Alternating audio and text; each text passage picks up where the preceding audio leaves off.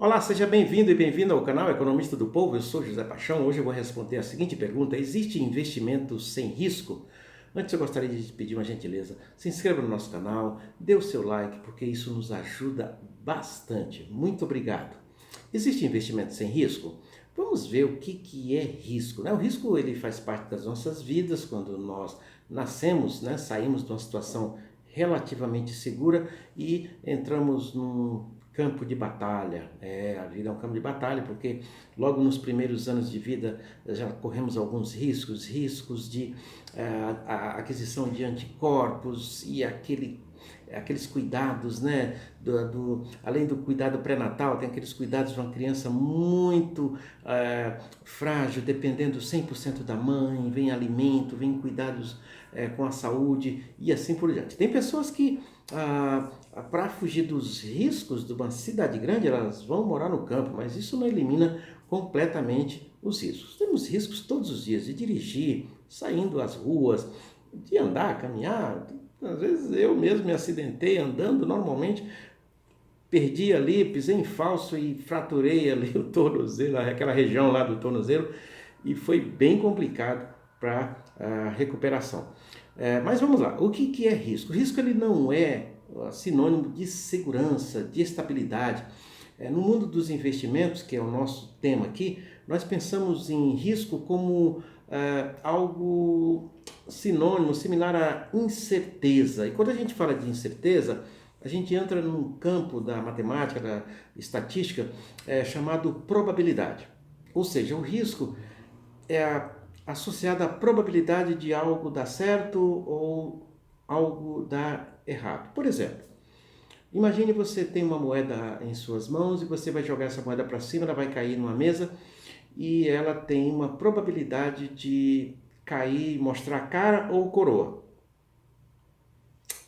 Qual a probabilidade de dar cara ou coroa? A probabilidade de 50%. Nós temos duas possibilidades e cada uma delas tem uma chance de 50% de acerto ou erro. Não é? Existem riscos que eles são involuntários, aqueles riscos que você não tem absolutamente nenhum controle, são riscos aleatórios, que eles aparecem, você não sabe de onde vem, você não tem muito o que fazer, apenas enfrentar e buscar estratégias para sobreviver aqueles riscos, ou pelo menos de minimizar as situações que são decorrentes destes riscos. Mas existem aqueles riscos que são riscos que nós chamamos de voluntários. E nós vamos puxar agora para o mundo dos investimentos. Então, por exemplo, vamos começar com a seguradora. A seguradora ela faz o seguro de automóveis, de diversos tipos de casas, né? Para garantir que as pessoas, em caso de sinistros, elas tenham alguma cobertura. Então, a seguradora, por exemplo, você vai fazer o seguro de auto. Você vai fazer o seguro do seu automóvel, comprou um carro, você vai até lá. A gente já sabe que as mulheres, o seguro delas é muito mais baixo do que o seguro do homem, aquele valor que você paga para garantir o seguro é muito mais baixo, e a seguradora ela não faz isso à toa, ela tem pesquisas, ela tem análises muito profundas para determinar se esse valor para o seguro de carros das damas ele é inferior ou não ao seguro de carros para os homens. Por quê? Porque eles acham que os homens, por algum motivo, tem alguma coisa de querer mostrar aquilo lá e tal, e as mulheres, por razões particulares, elas são, digamos, mais prudentes, têm uma atitude mais prudente, pelo menos em relação a essa questão dos riscos de sinistros, acidentes envolvendo os seus veículos e assim por diante. Então, a gente já começa por aí a perceber que quando o investimento, quando a operação ela não envolve um risco maior, o retorno ele é melhor. Né? E aí a gente entra neste mundo chamado de investimentos, que é muito bacana, que é o nosso tema aqui, e aí nós temos o que nós chamamos de risco específico. O que seria isso? Uma empresa é constituída, uma personalidade jurídica, ela tem as suas atividades e elas certamente estão no mundo, elas vão incorrer em riscos. Então, o risco específico afeta a atividade da empresa. Por exemplo, nós tivemos uma certa ocasião em que as empresas de telefonia fixa, elas passaram por um processo de privação, os riscos já começaram a aumentar, porque antes não havia concorrência, e com o processo de privatização, muitas empresas chegaram ao mercado, e esse elemento competição já traz um risco maior para o negócio. Risco de sobrevivência, porque vai batalhar no mercado, né? Conquistar clientes, manter clientes, ganhar mercados, manter mercados e assim por diante. É um certo risco que a gente chama no mundo dos investimentos, aquela empresa ela está exposta a esse tipo de risco. Existiu também aquela vinda da telefonia celular e paulatinamente os celulares foram ocupando os lugares dos telefones fixos. E aí é um risco extremamente severo. Hoje poucas pessoas possuem telefone fixo em casa. Eu gostaria de saber se você que está assistindo a esse vídeo, se você ainda tem telefone fixo em casa. Eu particularmente não tenho, na minha casa não. Tenho um telefone celular e a gente circula com ele e leva essa possibilidade de comunicação para onde a gente vai. O segundo risco no mundo dos investimentos, nós consideramos o risco de mercado. O que é o risco de mercado? Por exemplo, uma recessão severa que acontece no mercado. O índice de desemprego elevado, são situações que fazem com que as pessoas passem a consumir menos os produtos daquelas empresas que nós queremos investir, adquirir ações, essa recessão ela traz um consumo diminuto, ela traz possibilidades de investimentos também bastante afetadas. Então, são riscos de mercado que nós não temos também muito controle, porque podem ser decorrentes de uma política governamental de redução de taxa de juros, aumento de taxa de juros, taxa de câmbio. Existe uma série de elementos associados ao risco de mercado. E nós temos também um risco que nós chamamos de risco de crédito, uma situação bastante específica, que, por exemplo, o risco de crédito é o calote de gente não pagar os seus compromissos, de empresas não honrarem os seus compromissos, de governos não honrarem os seus compromissos. Nós chamamos isso de risco de crédito. E existe também o risco da rentabilidade, que são variações de taxas de juros, taxas de câmbio. Tudo isso foge ao nosso controle, pessoal. Então, o risco ele faz parte da vida, não tem como a gente evitar completamente, e nós podemos pensar apenas em uma coisa: como lidar com as situações de risco, os vários tipos de riscos. No mundo dos investimentos, eu vou passar algumas dicas para você, dicas práticas. E a primeira delas é o seguinte: em primeiro lugar, saiba que o risco existe para tudo e não tem como você fugir disso. Eu vou comprar um tesouro, título do tesouro que não tem risco nenhum. Não, ele tem risco sim. Nós estamos numa situação em que podemos avaliar o país, a Argentina, que o governo está dando calote em tudo, todo mundo não está pagando ninguém. Não é? É uma situação, claro, indesejável, específica, mas isso existe. Em uma situação de guerra, por exemplo, os governos que estão participando de guerras, eles ficam ali impossibilitados, porque toda a energia vai ser canalizada para o esforço de guerra, de defesa do seu país, ou, ataque aos inimigos, e os riscos eles são percebidos de uma maneira muito intensa. Graças a Deus, nosso país tem tido guerra há bastante tempo e nós torcemos para que isso não ocorra. Então, existe o risco de rentabilidade em função de diversos fatores que nós já citamos: oscilação de taxas de juros, oscilação de políticas fiscais, políticas monetárias, políticas cambiais. A nossa política cambial ela é flutuante, né? Faz parte do tripé da nossa política macroeconômica. Depois nós vamos falar sobre esse assunto mais ali na frente, mas ainda bem, o governo interfere apenas em situações muito específicas para corrigir distorções muito profundas. Então, como lidar com esses tipos de risco? É a nossa questão agora, que vamos responder. Em primeiro lugar, sabe que existe risco para tudo, né? Inclusive para o mundo dos investimentos. Em segundo lugar, avalie a sua aversão ao risco. Tem gente que entra em pânico literalmente em pânico quando há uma oscilação dos ativos na bolsa. A pessoa comprou algumas ações de umas empresas e tem uma oscilação ali de rotina, uma oscilação que foge totalmente ao controle da pessoa, a pessoa entra em pânico, outras entram em depressão e isso mostra que a sua aversão ao risco não é algo que deva ser,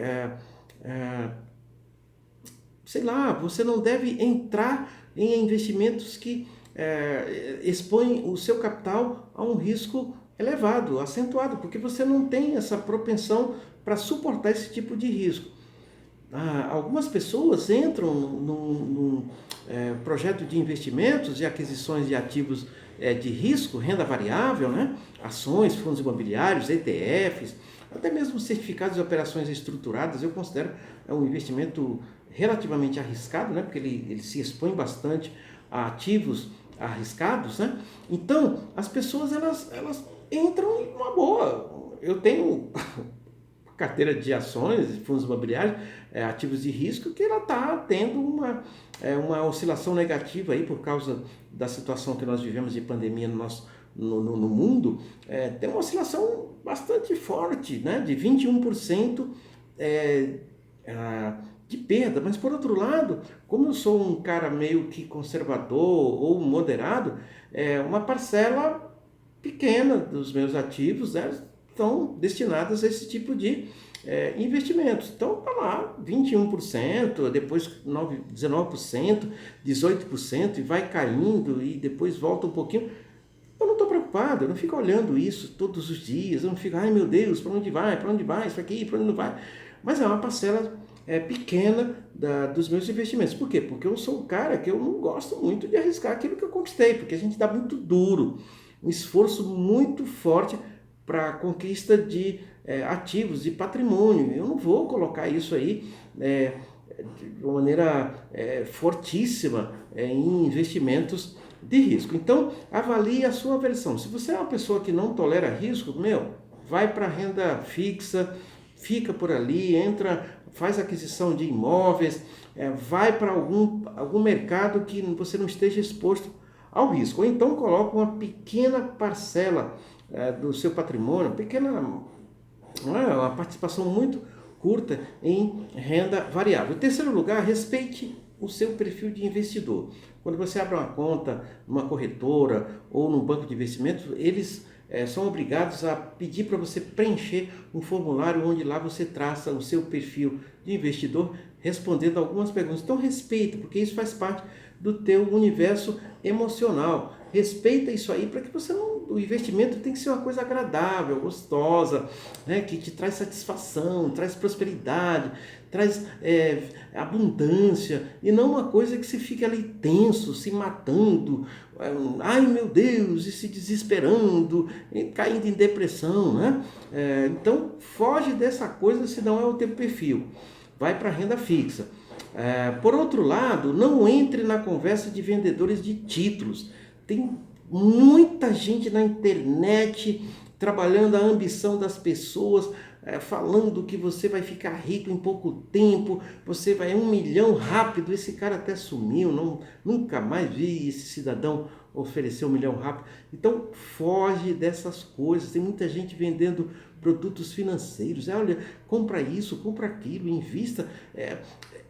Sai fora disso, procura aprender no passo a passo como investir seu dinheiro, seu capital, porque isso é resultado de muito esforço na sua vida, muitas vezes anos de trabalho. Eu conheço pessoas que trabalharam anos, acumularam capital, aí entraram ou emprestaram seu dinheiro para quem opera no day trade, perdeu tudo, e o operador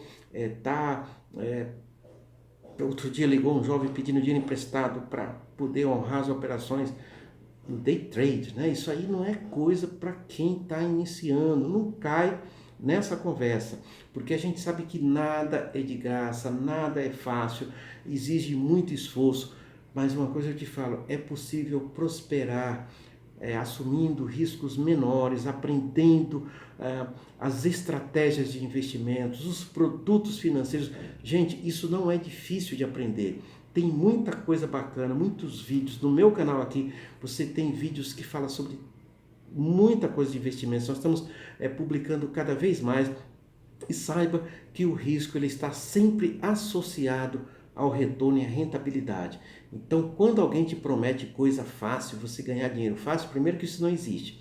Segundo, se existir essa possibilidade de você conseguir multiplicar o seu capital com mais rapidez, os riscos eles são muito elevados e você pode perder muito dinheiro. É o que acontece. 0,00001% das pessoas que conseguem acertar na Mega Sena, a chance é de 1 em 5 milhões, a probabilidade muito baixa, próxima de zero. Então não se iluda, os riscos eles existem e só tem uma forma, é lidar com isso de maneira estratégica, maneira inteligente, maneira sábia e com muita tranquilidade. Isso é possível. Aqui no nosso canal, se inscreva e compartilhe, porque as pessoas estão sendo enganadas por aí, entrando em situações bastante adversas e perdendo o seu dinheiro que foi conquistado de maneira muito suada e com muito esforço. Obrigado por assistir o nosso canal, obrigado por ter chegado até aqui. Compartilhe, se inscreva e dê um like, que você nos ajuda bastante. Até o próximo vídeo. Eu vou colocar o card aqui, que nós falamos sobre o que é retorno, falamos o que é uma série de elementos que nós citamos aqui, e você vai aprender muita coisa neste canal. Muito obrigado, Deus te abençoe, cuide de você e da sua família, que são pessoas preciosas. Até lá, tudo de bom!